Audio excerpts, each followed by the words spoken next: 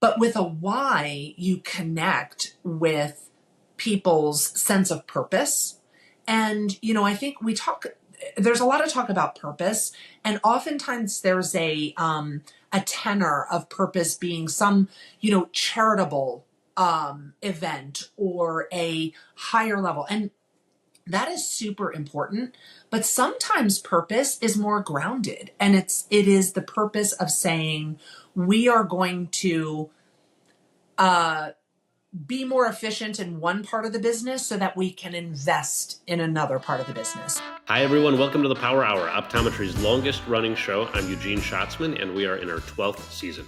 If you haven't yet, I encourage you to subscribe on Apple, Spotify, YouTube, or wherever you get your podcasts so that you can know every single time a new show drops. Thank you for tuning in, and we've got a great episode for you today. So let me ask you this question. If you had a chance to sit down with the CEO or a leader of a huge multi-billion-dollar retail operation, what would you ask that person? I love optometry because it's such a unique mix of medical care, high-dollar elective procedures, and certainly retail. So in today's show, I got a chance to speak to Stephanie Pugliese. Stephanie ran Ann Taylor, a 9-figure retail business. She ran Duluth Trading Company and helped it grow from a $50-something million operation to a $630 million operation. And she most recently ran the multi-billion-dollar Americas division of Under Armour. She's an awesome wealth of experience. And while I think this episode is instructive to all of us as retailers, it also hits home for anybody trying to find work-life balance or anyone trying to build a team or develop leaders. Towards the second half of the show, we get into the tricks of the trade and ways to make your retail operation more successful. But I also got some really interesting insights as we discuss Stephanie's career about making difficult decisions, taking risks, building teams, then certainly developing leaders and a strong culture in your organization, and so much more. So with that, I just want to remind you that if you have any comments, ideas, inspirations, or anything you want to discuss in particular, you can reach out to me directly at eugeneshatsman.com or on the Power Hour podcast website. I do enjoy and welcome all feedback and questions. And now let's go to our conversation with Stephanie. All right, Stephanie, welcome to the Power Hour. We're excited to have you on the show. Thank you so much for having me. This is really exciting. I'm glad to be here. Yeah, and it's not every day that we have the opportunity to converse with somebody who ran $1 billion company at the CEO level or recently oversaw $4 billion, is that right? Yes. Division of another major retailer. And your experience in retail, especially at the executive level, is so valuable. And I'm so excited about leadership lessons and kind of retail strategies as tricks of the trade. But I also found in some of our pre-show conversation, the entire, really kind of your perspective to be truly fascinating in regards to all the things that have taken place to help you get to where you're at. And so I just wanted to spend a few minutes and just talk to everybody about your background so that they can really contextualize the conversation we're allowed to have. Sure. Thank you for asking. So thank you for the introduction and a little bit of context around the businesses or the size of the businesses that I've been privileged to run.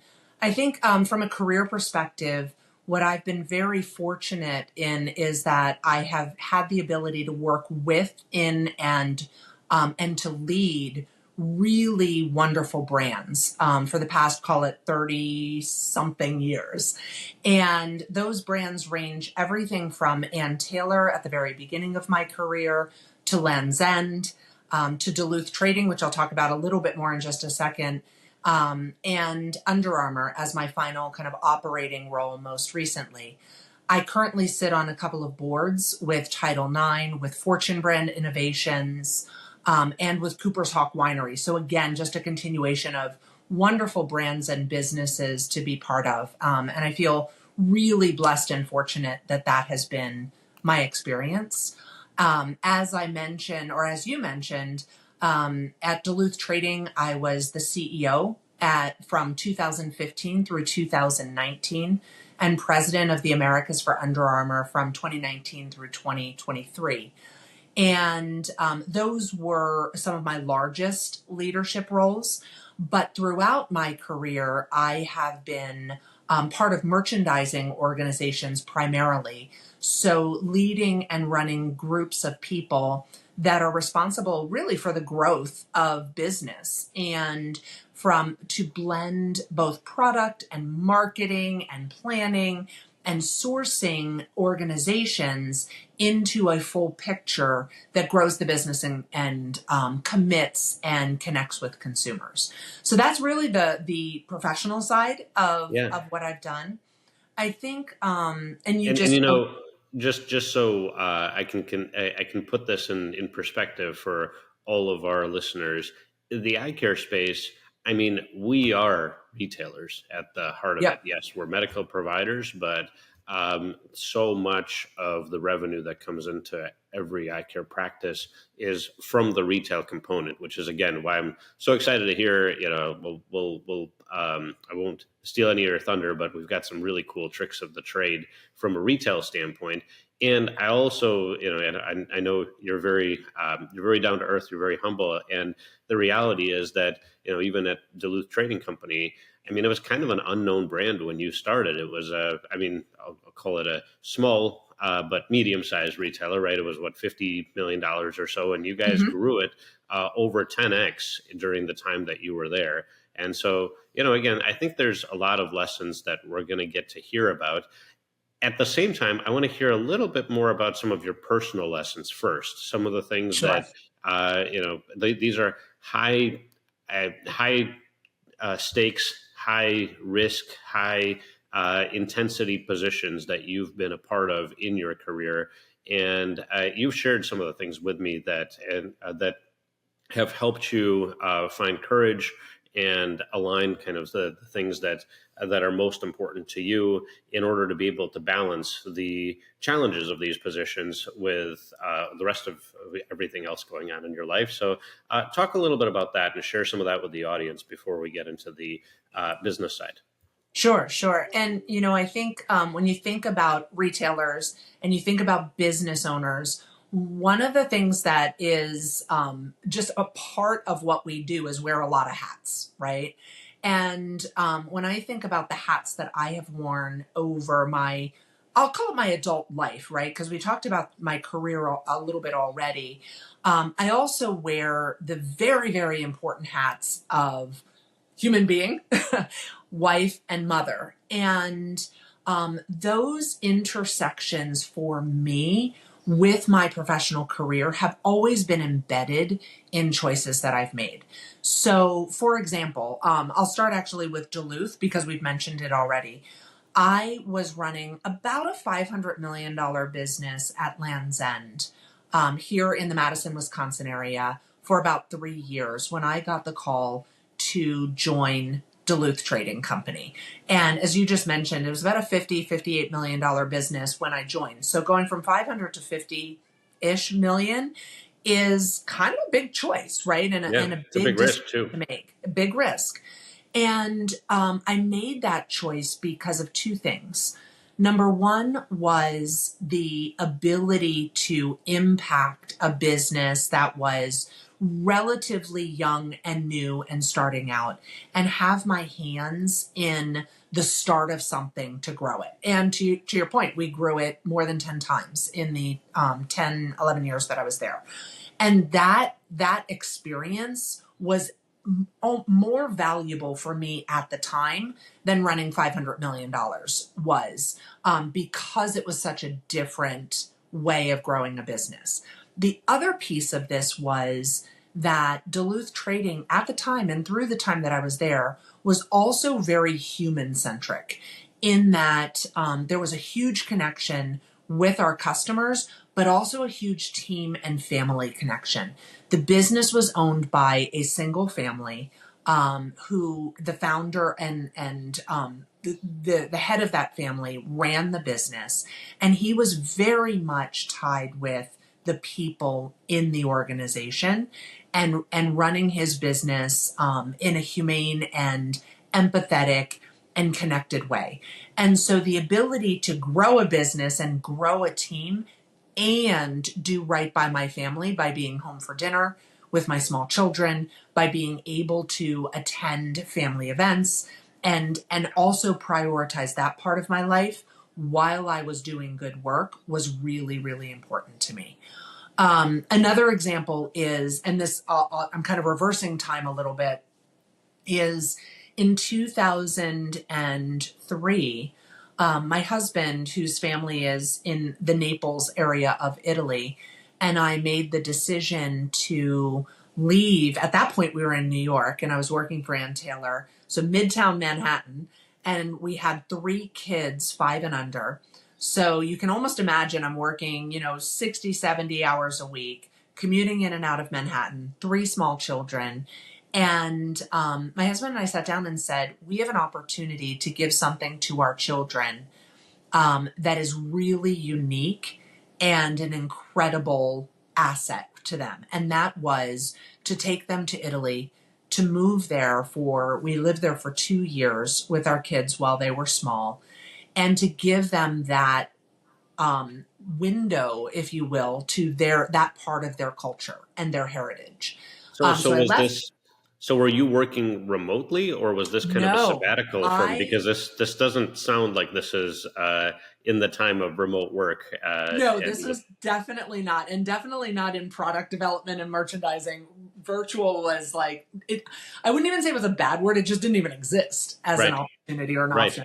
So this was kind of a sabbatical of This was sorts. a bit of a sabbatical, yeah. And so we did it originally. The concept was that I was going to take those couple of years off of work, stay home with our kids, help them to experience Italy. Our oldest daughter did first and second grade in school there.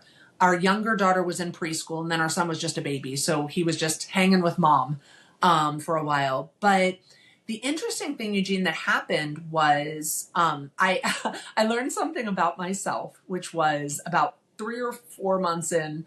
I went, I got to find something to do, something You in got addition the to. bug. Yes, I got the bug. And right around that same time, our oldest daughter, who was around 6 years old at that time, said to me, Mommy, I want to go to Barnes and Noble, to the bookstore, because we're readers as a family, And I kind of smiled and I was like, sweetie, there's no Barnes and Noble in a town of 4,000 people in southern Italy. Hmm. But it sparked an idea. And the idea that it sparked was we ended up opening a children's bookstore in this small town. And the concept was obviously to sell books and to create a space and a place for kids to come and enjoy reading. And we had we had craft days and little kind of events, if you will, for the kids. We had schools come and do book fairs. But one of the other things that we did was we actually had a mural painted by a local young woman that was a tree with just empty branches. And every book that a child came in and bought, we would give them a paper leaf. And what they do is on the leaf, they would write the book they read, of course, their name, and what they liked about the book. And then they would come and they would paste up, after they read the book, they'd paste the leaves on this reading tree. That's so cool. And it was really cool, and so not only did it create this community of sharing what people loved about books, but what we also did was every month, the child that had the most leaves on the tree would win a free book. So it created a sense of community. It And also a loyalty program. loyalty program. This was yes. I mean, and I'll be full disclosure. I did not think about it as this full-on blown loyalty program, but that's exactly what it became. And it was a lot of fun because at that point I had left Ann Taylor. I was running probably about a $200 or $300 million business at Ann Taylor at the time. And so I went from this, hundreds of millions of dollars of responsibility to a tiny little business. But the beautiful thing about it was that it was fun, number one. It played into what our family and our children loved in reading. We became a deeper part of the community. And I got to experience business on a very entrepreneurial level. You Hmm. know, it was not just thinking about a P&L, it was thinking about personal cash flow, right? And how we were engaging one-on-one with customers. And it was an incredible experience.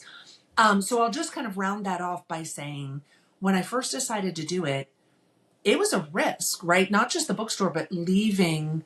I was a vice president at that point at Ann Taylor. Leaving a great career with a great company and taking that kind of chance on my resume, if you will. Hmm. The very interesting thing, Eugene, that happened with that is probably, even to this day, and that's 20 years ago, even to this day, it's probably one of the things that I am asked about the most when people see like my LinkedIn profile or my CV.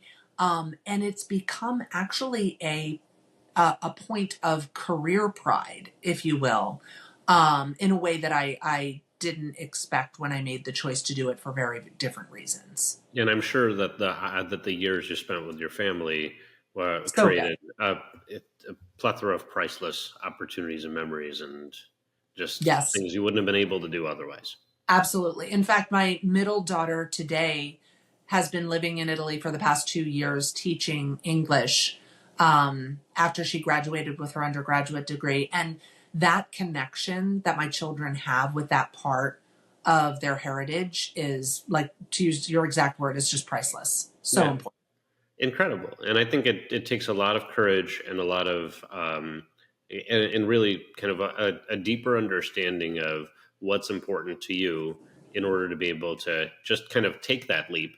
And at the same time, you think about the entrepreneurial leap that Right. many of our listeners take when they decide, hey, I'm going to open my practice, or I'm going to change the way I work, or and really, like, many of the risks that we take in our business, and sometimes the risks that we take in our business to be able to prioritize things outside of our business.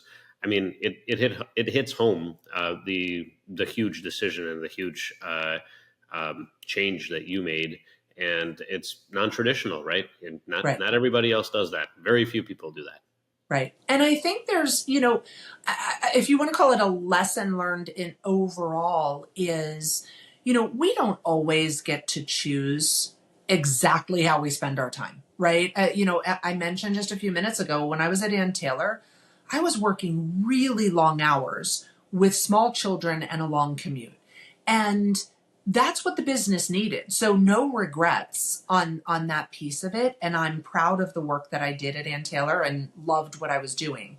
Hmm. But I didn't always want to be in an office for 10 or 12 hours a day. And so where I found my balance was in chunks of time, like 2 years being with my family.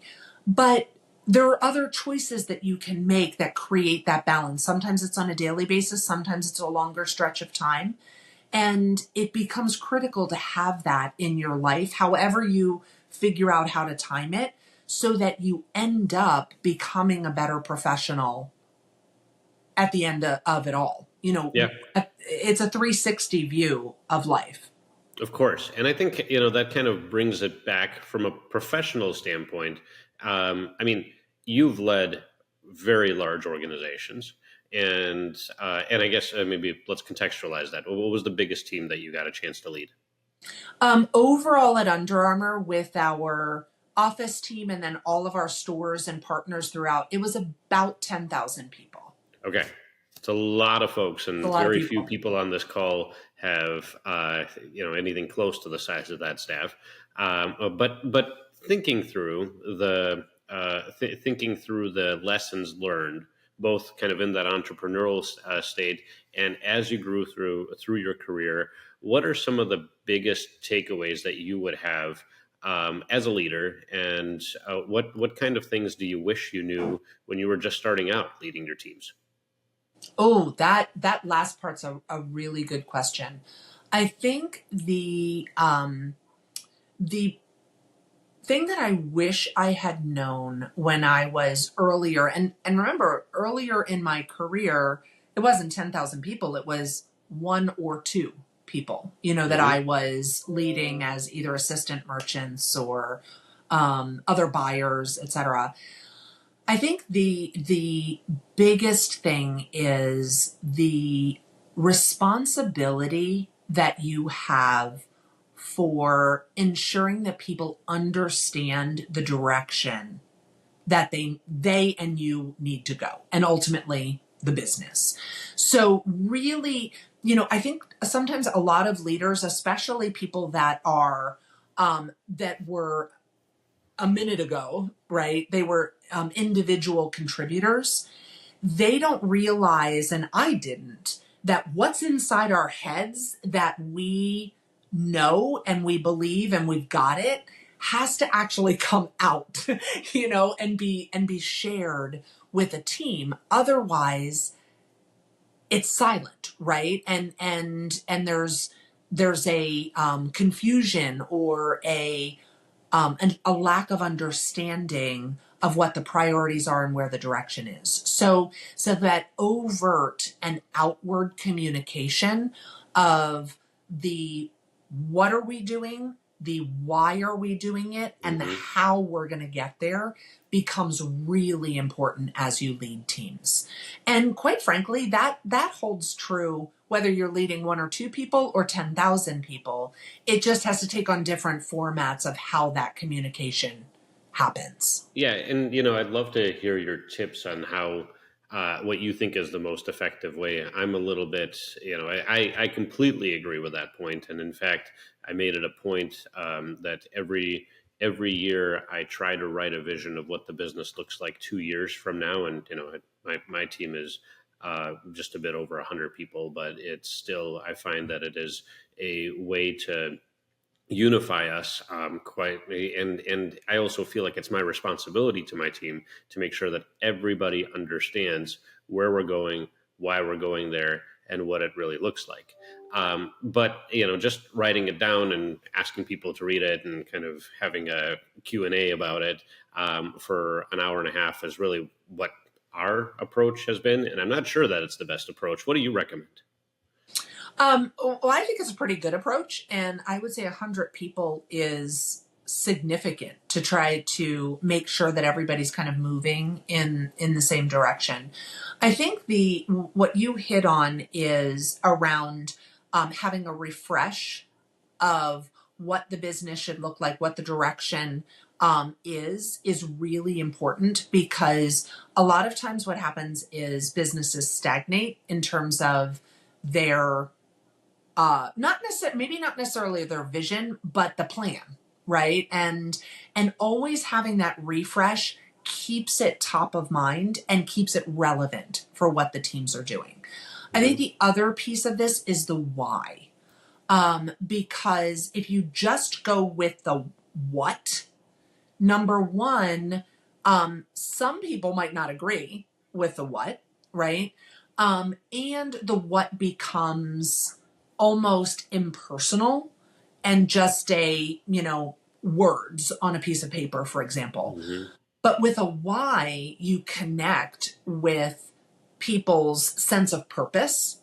And, I think there's a lot of talk about purpose, and oftentimes there's a tenor of purpose being some, charitable event or a higher level. And that is super important, but sometimes purpose is more grounded, and it is the purpose of saying we are going to be more efficient in one part of the business so that we can invest in another part of the business, and that's purposeful, right? There's a reason behind the work, and if you can create those reasons behind the work, you tend to get better embedding in the culture and in the workflow, and better accountability to the work overall.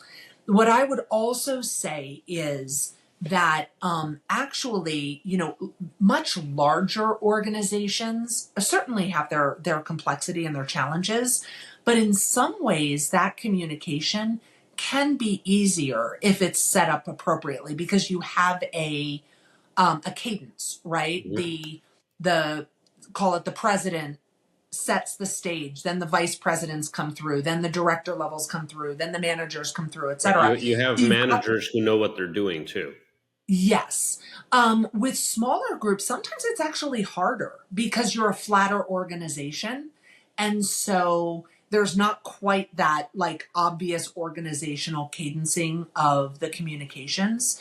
And I think the big thing for that is consistency, not only with the message, but with the timing. And as leaders, sometimes, and I've certainly been guilty of this, we're so far ahead in our thoughts. Like we know what we want to happen, and we've been already thinking about it, you know, 5, 6, 7 months before it comes out of our mouth for the very first time Mm-hmm. to our team. Mm-hmm. So for us, it's like, we got it. We know, it's, I know exactly what I'm talking about. And for our team, it's the very first time they're hearing it. Yep. So we have to be aware of that and that consistency of message, almost to the point where we're bored, with the message, or we feel like we're overstating it. Oftentimes is exactly what the team needs to feel comfortable with what they're being asked to do. Yeah.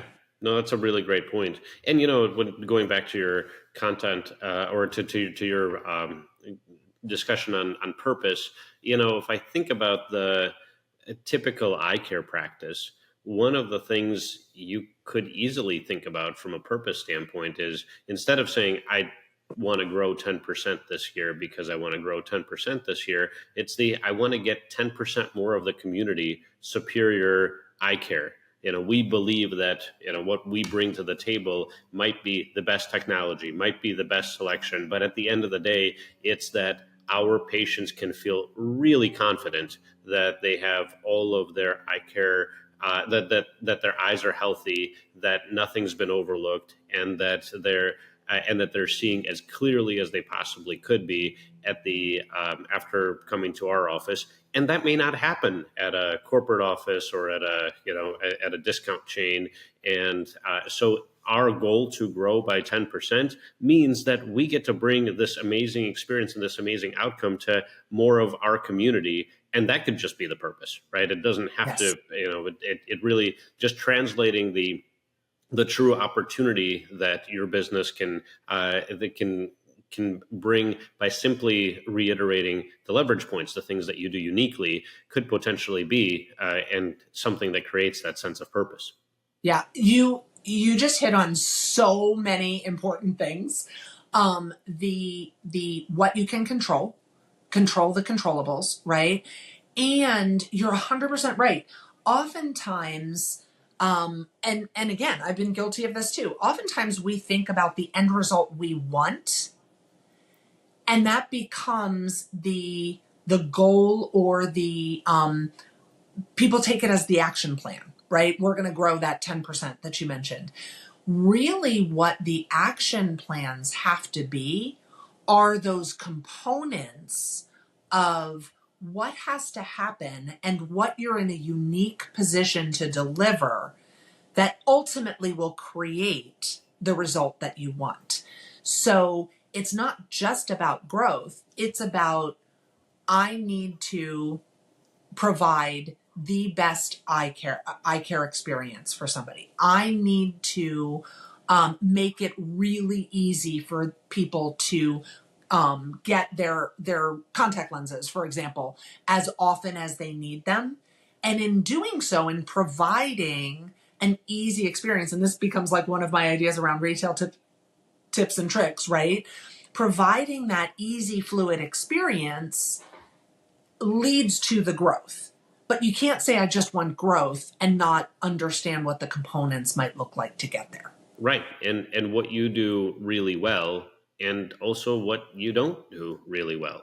Right. And how the things that you do really well, which I refer to as leverage points, how those things really could be positioned to resonate with the community that you're trying to serve. Now, you Exactly. talked about vision, and I think that all of this fits into the vision for sure.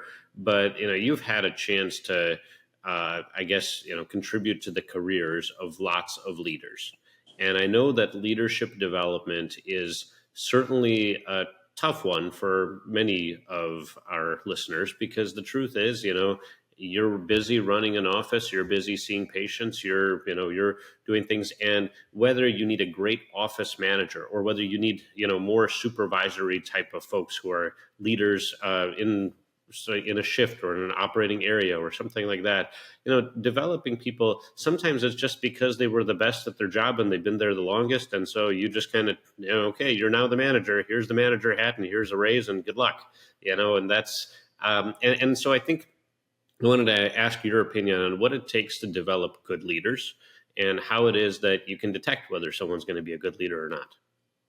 Okay. I'm going to start with the detecting for good leadership. I think it really is about detecting or understanding what makes a good person. And that's the core of if a person is going to be able to lead, because at the end of the day, we all want to follow people that we respect, that are competent, and that allow us to be the best people that we are. So that's like a ticket of entry is, does this person have high integrity? Do they have competence? And are they willing to share, be respectful, and bring a team with them and have that generosity of spirit? So that's one piece. Mm-hmm. I would also add curiosity and learner mentality, Mm-hmm. because then somebody's going to be head up and open to new information as it comes in. The second thing, though, is as you think about leaders and teams, because ultimately, each individual leader, particularly as you get larger as an organization, is their own kind of functional area leader, but as importantly, they are part of a team. And so as you think about a team, the first thing that I do is I think about what my personal strengths and weaknesses are. So that might be functional area strengths and weaknesses. Like, for example, in my experience, because as I mentioned, I kind of grew up, if you will, through product development and merchandising. I have a lot of strengths in those areas and the areas that are really closely adjacent, like marketing or inventory planning. Those areas are strengths for me. If you ask me about IT and distribution center warehousing and the supply chain, those areas get further out of my expertise. So as I'm building a team, I'm going to make sure that the areas like IT have very, very strong leaders with deep functional knowledge so that I am learning almost as much from them as they are learning from me around my questions or the vision of where we're going overall. Mm-hmm. The other thing that I look for is the compatibility among the team. And I've used personality assessments. Some of the viewers might be familiar with Hogan assessments or Berkman. Those are the two that I'm most familiar with. And there's not a right or wrong answer to any of those types of tools. It just gives you information on how people learn, how people interact, and you can create, not only can you create a well-balanced team, if you have some people that are like heavy activators and others that are deeper thinkers, for example, but you can also understand what motivates each individual person so that your interactions with them are more productive. And so those are the kind of tools and kind of how I come into building a team. That said, there's two other things. Number one is personal connection. And at the end of the day, I hope that the teams that I have led throughout my career would say that I lead with empathy. I lead with human being first. And I want people to know that if they're on my team, I'm going to know them well. I hope they will want to know me well. And we've got each other's back. And that is, I think, really important. And I'll be honest, I have had, there was one point in my career where my supervisor told me I care too much about my team. And that was interesting because, go ahead, you look like you want to Well, say yeah, and something. I'm gonna add the interesting perspective on that is, and because I hear you, and I think leading with empathy is so important because it helps you build trust within the team, right? Most of the most of the literature on how to have an effective meeting always starts with some sort of personal. Every meeting should start with some sort of personal rapport building component. True, and what happens, Stephanie, if just because you happen to know your employees, I don't know, they talk to you about how important their kid's soccer schedule is to them and how they're coaching the team, and now all of a sudden it's completely excusable for them to start leaving work at 2:30 so they could get to the games early because you know how important it is that they show up to their kid's soccer team. Whereas a boss who I guess cared less about the kids' soccer and the kids' soccer schedule might be like, I don't really care. You're here till 5. You're here till Yeah. 5, and we're paying you to get the job done. So how do you balance that? Because I think that's where I can see as soon as you said I cared too much, that's when my antenna went up, and I said, oh yeah, and I can see how that might interfere with productivity while building a lot of trust and loyalty too. Yeah. Yeah. That's a really good question. And here's what I'd say, going back to that comment that I got from my boss. When I first heard it, I was like, what? How do you care too much? These are people, and this is my team. That said, I'm going to give her the benefit 10, 15 years later, in that what she was actually pushing for was, are you holding your team accountable? Hmm. And I was relatively young in my career. So, if I look back, in all honesty, maybe there was too much gray area at some points, And so here's what I've learned since then is I always believe that having that trust and that human connection will benefit you far more than it will hurt. That said, what's really important is that the what is never in question. And what I mean by that is if a report has to be done by a certain time, that is the what. This work has to get done by 6 p.m. or whatever it is. If there is a customer that is coming in, that is the what, in the sense that that person needs to be taken care of and needs to be served in a way that is of the highest standards. There is no question and no gray area about those things. Where you can create the trust, empathy, humanity, whatever you want to call it, is the how around that. So if a report needs to get done by 6, and we'll use the example that you just shared, and somebody says, yeah, but my kid has a soccer game at 3. The response is, great. Are you going to get the report done by 6? Yes. Go to your kid's soccer game. Have fun. Enjoy that moment. And we'll be good. We got the report. If, however, that report can't get done by 6, what is your solution for getting it done for Hmm. me? And let the teammate create the how. That's the difference. So you're Hmm. not compromising the work. Now, obviously, if you've got a customer coming in and there's somebody at a soccer game, that's a whole different thing that needs to be worked through.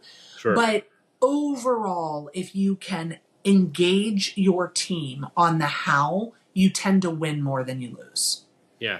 And, I think it's interesting because there's this fine line that I think leaders have to walk between being a friend to the employees and a leader, and having the connection but still having the right boundaries. Yep. How would comment on that a little bit for me? Yeah, I think I I've had some experiences where those boundaries or those lines get crossed. Here is my experience. Generally speaking, when people take advantage of what I'll call the friendship, they're probably not great workers to begin with. That's been my experience. And so the ability to have difficult conversations actually can stay away a little bit from the, hey, Jane, you're just way too friendly, to, hey, Jane, this is the work that hasn't gotten done. This is what we need to talk about. So you stay in the world of objective and the work that needs to get done, as opposed to having the difficult conversation around, you talk too much, you smile too much, share too many pictures of your kids or whatever that might be. If you stay in that objective land, you tend to be able to work it out better. Yeah. And so like I said, my experience has been those people that cross the line are generally, it's a work issue, not even as much as a personal Yeah. thing. The one other question on leadership that I wanted to ask you has more to do with just growth in general, because, and I want to leverage your experience at Duluth. As you mentioned, you guys grew, 10x over 10 years. That's pretty impressive. And I think when you grow that quickly, you have to build a bigger team, and you have to hire fast, and you have to have a really good talent pool. And you did it in Minnesota. In Madison, Wisconsin. Oh, sorry. Yep, you did it in Yep. Wisconsin. Sorry. And not that there's a fellow Midwesterner here. But it's not like the world's most abundant talent Right. pool is in your backyard in Wisconsin or anywhere else really in Sure. the Midwest, right? Yep. We're not LA. We're not New York City.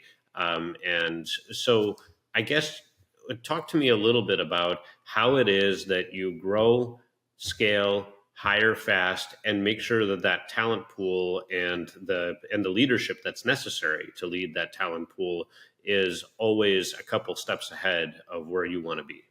Yeah. It's a really good question. I'm gonna let me talk a little bit about just growing a team overall, and then remind me if I don't go to the in Sure. smaller communities as well. Um, the growing a team overall, I think, particularly when you're in a fast growth environment, it is a really delicate balance, if you will, between keeping people that have the institutional knowledge and that history, because that is important, and keeping them growing to the level that you need as the business continues to kind of outpace itself, if you will. Hmm. There's that group. There's the group of new, fresh ideas. In some cases, people that have been, if you're $100 million business now and you're tracking to call it 250, you want to bring in some people that have done $250 million businesses or bigger, because they can help create a more efficient roadmap, if you will, to get to where you're going, because they've done it already. They've been there. And then there's the other piece of it, which is the leaders and the people in the organization that were amazing when you were 25, 50, 75 million, but they're not going to be so amazing at 200 million. And you have to start thinking about what is the appropriate way to use their talents either in different parts of the organization or make a more difficult choice. And so I think as a leader, the challenge and the responsibility is to constantly be assessing your team's capabilities, not only at where you are today, but where you're projecting to go, particularly when you're looking out, say, 1 and 2 years. 10 years, maybe not as important, but that 1 or 2 years where you need the skill sets, you need to be very aware of that and open about how you're going to get there from a talent pool. What I have found is that keeping a I've never really thought about it in terms of a percentage rule, but if you asked me, I would say it's probably a 70-30, 80-20 of existing team and new team coming in to keep refreshing the business. I think it's a mistake when businesses think they need to upend an entire team to make a difference, because you lose all of that Yeah, the past institutional momentum. knowledge is extremely important. And I think people underestimate that even with some of the best leaders, there still is a learning curve and there still is an adjustment period. So what I would caution against is that sometimes that leader's desire to be like, we got to get 20 new people in here, and I've got to change up half of my table. I would caution against doing that, obviously with the knowledge that at some point maybe half the table is going to turn over, but you do it in a very paced and logical way. The second thing that I would talk about is in smaller communities, Yes. how do you reach talent? Two things that I would say. I think that the imperative around grooming and talent development of the people you have becomes more important, because the reality is that bringing in new talent is harder in smaller towns, cities, etc. It's not as easy as the talent pool that you might have on the coasts, for example, or a city like Chicago. Sure. So knowing that you almost need to over invest in the talent you currently have, and that's not a bad thing because you get to keep that institutional knowledge we've been talking about, right? And oftentimes you will find that people will surprise you given the right education, the right insights, and the right support. So executive coaches, talent development within the organization, sometimes going outside and investing in people to take a leadership course with a university, for example, are all things that you can do to groom your inside talent. Because oftentimes what I've found is people that you think maybe don't have it, to get to the next level, given a little bit of support, they surprise you. Yeah. It's interesting as you as you're talking about it, I'm hearing you think. I'm thinking, what tools and resources are truly necessary to make sure that you're ahead of the game, that you're constantly developing that talent, and that you're building, you're building this kind of junior leadership within. And then to go back to your entrepreneurial experience, yes, you're the chief bottle washer. You're making sure that the cash flows there. You're also making sure that the leaf doesn't fall off the wall on the tree and that kind of thing. And yet you're probably also looking for a team member, and then the next team member if the enterprise grows, and if you're opening your next location, then another thing happens. And so I think what I'm hearing you say is make sure you make time for talent development, because it's an investment where if you make a minute of that investment today, it will probably pay back tenfold or more later, because if you're making the investment into the right people, you won't have to manage as many things in the future. Right. And here's another thing. I mean, the last thing that business owners and entrepreneurs sometimes want is one more thing on their list, right? So I would advocate this. To be honest, we kind of stumbled into this a little bit at Duluth, but it worked really well. So I would advocate for this in other businesses. And that is, we brought in a woman at Duluth to do leadership development. So it was for the leadership team originally. She and I happened to connect, and we just had a good personal connection as well.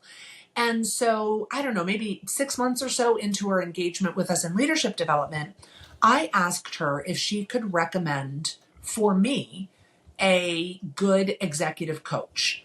And the reason I asked her for the recommendation was because I assumed her gig was only, team leadership development. And she said, that is actually something that I do as well. And I said, well, let's try this. It worked out really, really well because she has now become a longtime friend. We've known each other for probably 8 or 9 years now. In fact, I just chatted with her yesterday. And, but the point being that by helping me personally as my executive coach with a number of things, she also had that thread to pull through for team and leadership development. Mm-hmm. So in a certain sense, it was, two birds with one stone, because that one meeting that I had with her on whatever it was, once a month basis, we could cover some of the things I was thinking about, as well as leadership development and the talent pool. So if you have the opportunity to streamline some of that, it makes your to-do list just a little bit shorter and you can focus on it more deeply. Yeah. Yeah, that makes perfect sense. So, and I wanted to shift gears just a little bit, since I would probably the things that you've learned in retail, and the experience you've had in retail is truly unmatched to anybody that we've had on the show. I'd love to hear your feedback on what it takes to run a world-class retail operation. Because again, when they think about a typical optometry office, we have, our optical is our retail operation. And sometimes we give it a lot of attention. Sometimes we give it a lot of attention in the beginning, right? We set it up, it looks beautiful, the displays look nice, and, then we don't really, then 5 years later or 7 years later, we realize we haven't changed a thing. And sometimes we're managing. And sometimes, people ask me, am I over managing this part? And I just wanted to hear your thoughts on the lessons of billion-dollar retail. What does that look like, and how can we apply that to the optometry space? Sure. So I'm going to start really simple. If you can make it very easy, almost mindless, for somebody to buy from you, interact with you at a retail level, that is huge. Number one. The second piece of it is create there's a lot of talk about experiential retailing. There's mix on that, right? But if you can create an emotional connection, and that's ultimately what, when you talk about experiential retailing, what people are trying to do. I don't think it needs to be circuses and clowns and elephants. You know what I mean? It is an emotional connection that you create with your consumer that makes them feel great about what they just bought and the way that they bought it. And so let me dig a little bit deeper into that. First, I'll start with the make it easy. Amazon has made it easy for you to buy 8 million things. You don't have to leave your living room, and it gets to you within hours in a lot of cases, right? And oh, by the way, if you have the Amazon app, all you basically need to do is move your finger 4 times and you've just spent $100, and that breaking down of the barriers is a consumer benefit. And that is one of the biggest reasons why Amazon is what it is today.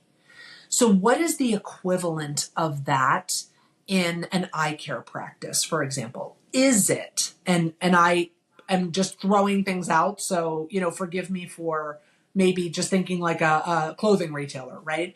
But is it a auto renewal of contact lenses? Is it we know that you buy readers every time you're in. So when you get here, I'm going to have 4 different options to show you of the cool new things, so that all you have to do is point and it's done.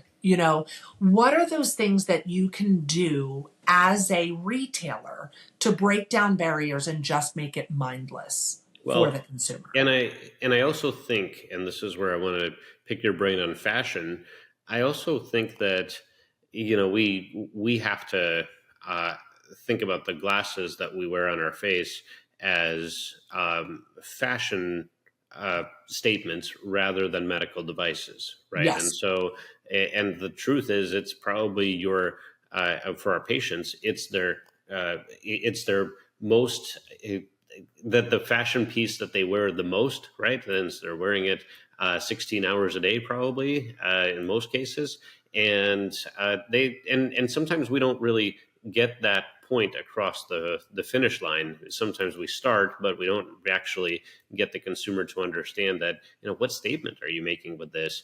Yes. And when you think about fashion retail, that's all you're trying to do is Right. sell the dream, the image, the thing that the person is trying to be in the future.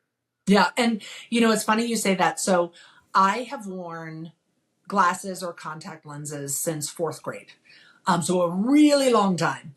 And now I'm at that lovely stage of my life where I'm also wearing readers, when I have my contacts in. And the funny thing is that I probably have 15 pairs of glasses, whether they're regular, long distance glasses or readers.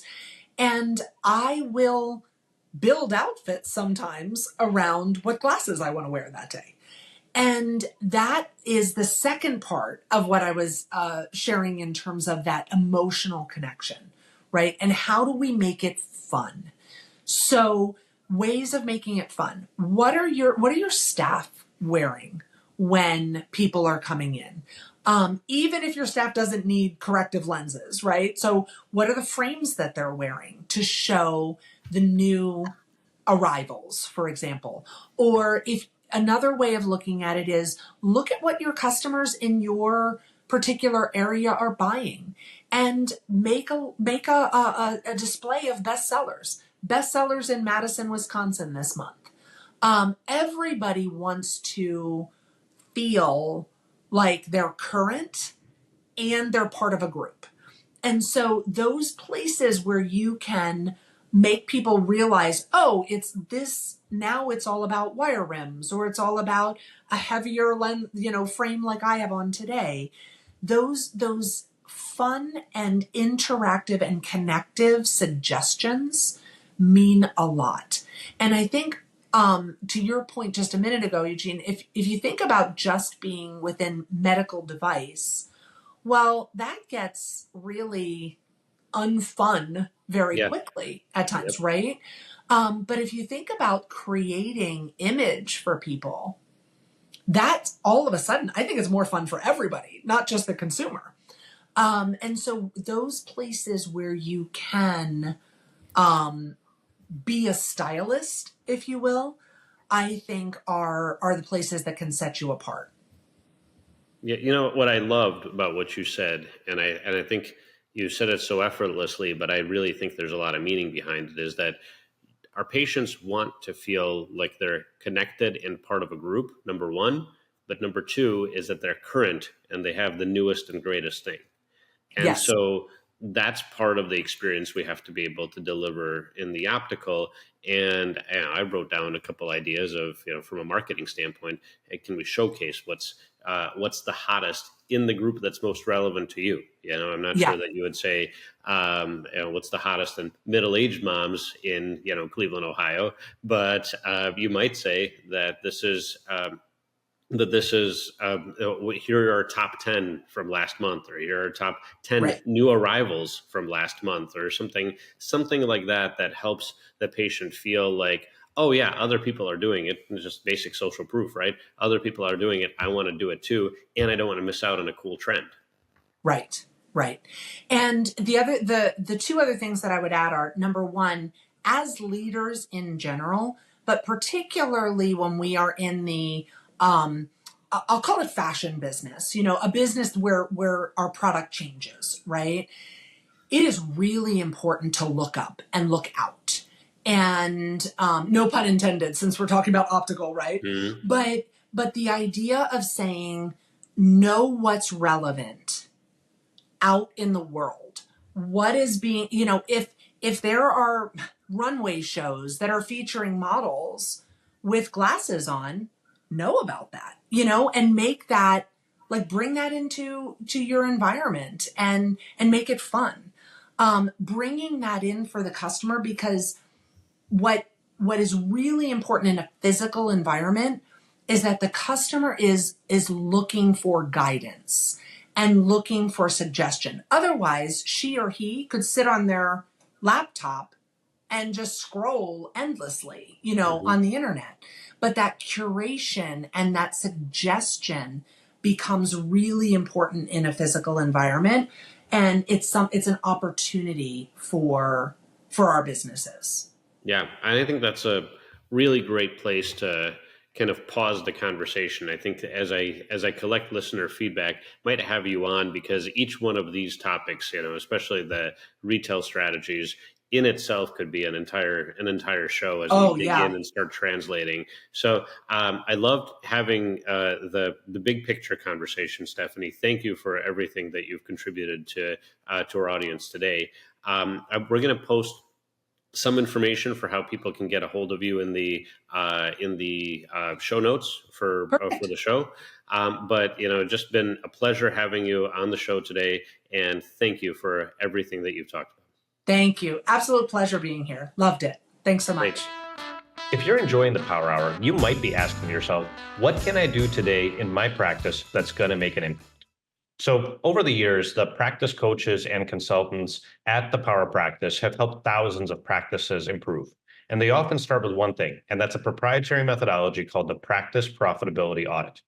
For about $2,400, they look at all of your practice numbers and they stack them up against where a practice of your size could and should be. It takes about a week for them to do. And because they're so experienced, they know what your potential looks like. And they're often able to take that $2,400, multiply it several times over, and hand it right back to you in found profits in your practice in months, not years, in months. But you get to keep the much more profitable practice for years afterwards. But here's the best news. I'm going to tell you how you can have the practice profitability audit completely free. See, we're really trying to get people onto the show website, which is, by the way, powerpractice.com. And then you click the Power Hour podcast button. The reason we want you there is because I want the audience participation. I want to hear your feedback and I want to know how to make the show better for you. So you can interact with us, send us your feedback, offer your suggestions. And for a limited time, when you go there, you can also request a practice profitability audit for free. Right. We're going to cover 100% of the cost, but only for 5 people per month. And 5 people per month is all we really have capacity for because this is a resource intensive audit and the power practice coaches are generally busy serving their clients. But for 5 people a month, they've agreed to cover 100% of the cost. So it's totally free to you. So again, take action immediately in your practice. Go to powerpractice.com, click on the Power Hour podcast, interact with us, but also request a practice profitability audit today.